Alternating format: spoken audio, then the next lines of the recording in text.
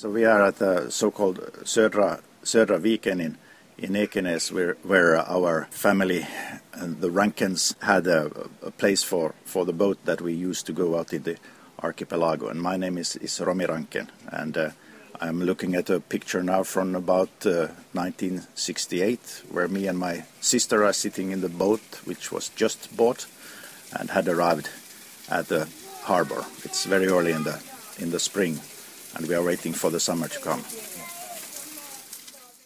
Please tell us a story or a memory or some sort of anecdote, maybe that's to do with this or this area, particularly this place.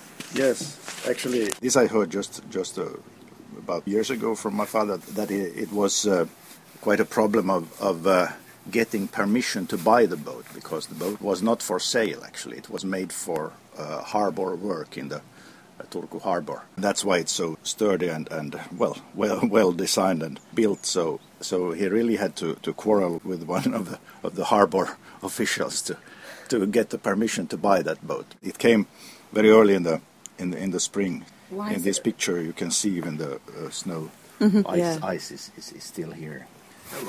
What specifically special about that boat? It was not meant for buying. They had no system, for marketing or selling or anything. So they need to kind of create the system to be able to sell it, because they had built it for Turku harbor, and it was manufactured locally, a series for their own use. So it's like trying to buy a lifeboat from a ship. Could I buy that? It wasn't meant for the market actually. So that's the reason. And it was white and shiny, and when it came, and something quite different from the one we have had before. Very charming boat as such. And this is a kind of modern world with plastic and so on. But we really needed this because the family was big and the dog was big, and it was quite risky, I would say, to use that small wooden boat that we had. Yeah, I'm very cool there.